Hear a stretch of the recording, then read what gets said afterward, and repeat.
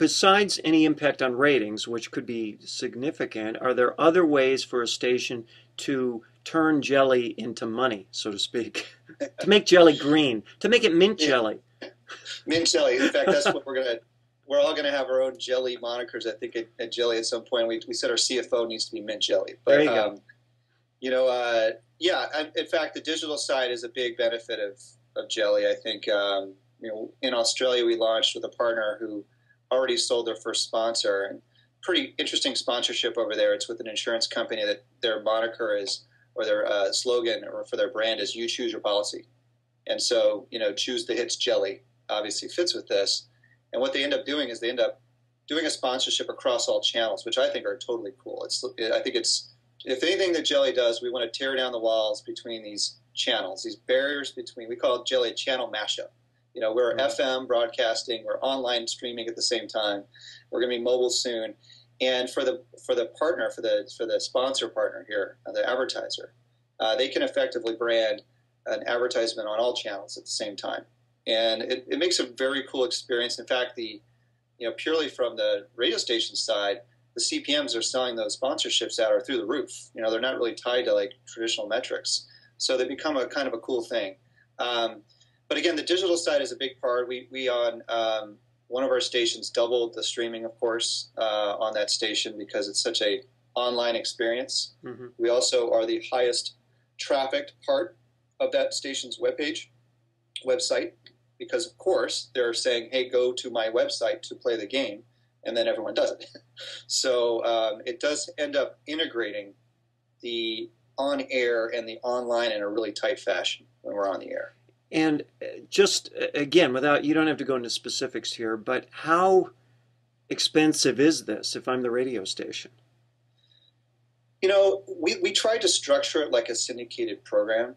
So we wanted to make it as, I said we were blowing people's minds a little bit on this, give control over to the users already.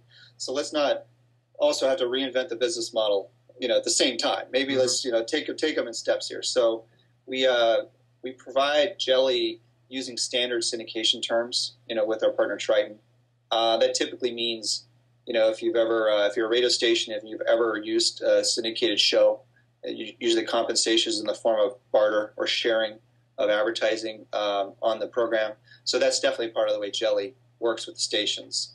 There's also for Jelly an online component, though. In addition to the on-air syndication model, there's an online piece, which is pretty cool. Like I said, with this Australian partner, we had a lot of success selling the full package, including the online. And so we share there too. We share.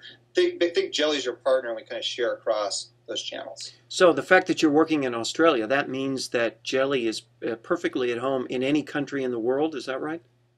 It helps. That's right. We could technically launch anywhere. I mean, it does help the fact that Australia is an English-speaking country, because we haven't, for example, localized the Jelly website for French or French language or Spanish even. Spanish would be a classic or an easy one for us to focus on, because there's a lot of Spanish stations in the United States, of course. Mm-hmm. But we haven't done that yet. So we're still English. So it was easy to launch in Australia. It was a pop station over there. So and they're doing really well, actually. That station, that Jelly experience in that station is the most active we have across all of our partners. So pop seems to be, and they're young people. I mean, our demographic is very interesting. We have about 10% of our listeners or users on Jelly are teens. Mm-hmm. And about 85% are under 34. So wow. super strong 18 to 34. And then we even have those teens. So I guess that means 18 to 34 is roughly 75%.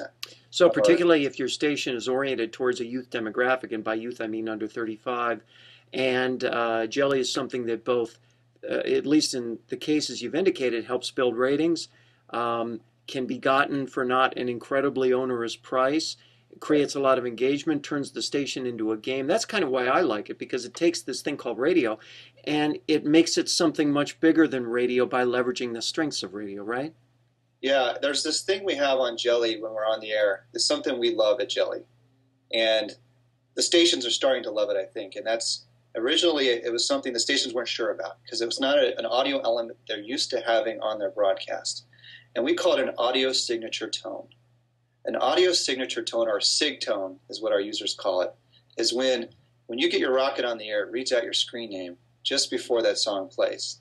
And it's not something that sounds like it should be on the radio. It's a text-to-speech engine, sounds like a robot. We have a robot DJ called T-Bone, and so we put a little personality around it. But what the users love is this concept that my song and my name was just read out in Philadelphia.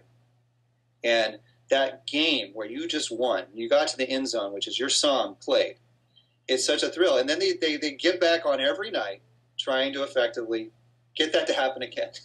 And it's not necessarily a no-brainer. It's not, sometimes other people want to get their SIG tone on the air. And so there's a little bit of competition on trying to get your song to play at the right time. But we, what we like to say is not only the game, but let's get the social community. Let's get the fingerprint of the social community all over the broadcast. And I think if we do that, we're going to create a new experience on broadcasting. We're already starting to do that. There's more we could do. And really, I think, take advantage of the fact that FM reaches so many people each week. It's such a great, an amazing channel. And I know the radio stations know that, but it's also a world of Facebook now. And it's a world of, these new platforms that are taking a lot of the attention of media and users. And we actually believe that the FM broadcast can be transformed to be something massively integrated to the social world, the social web, and actually come up with some new ideas. The funny thing about Jelli is we hear a lot. I guess it's a good thing or a bad thing, depending on how you look at it. Jelli breaks every rule that we've ever been told works on radio. And I don't know if that's a badge of honor or if that's scary or what, but it's kind of cool that they say that. And then we're doing well because they're saying it with a smile on their face, Well, and in my mind, what Jelli does more than anything is Jelli makes radio sexy for 2010 and beyond, and there's nothing wrong with that. Mike Doherty, T-Bone, our DJ, would he can't listen to that because his contract's up for renewal, and I can't tell him he's sexy. Plus, text-to-speech sexy just doesn't sound good. Mike Doherty, head guy at jelli.net. That's jelli.net. Check it out. Really strong. Turns radio into an experience well beyond its traditional boundaries. Highly recommended. Mike, thank you so much. Thank you very much, Mark.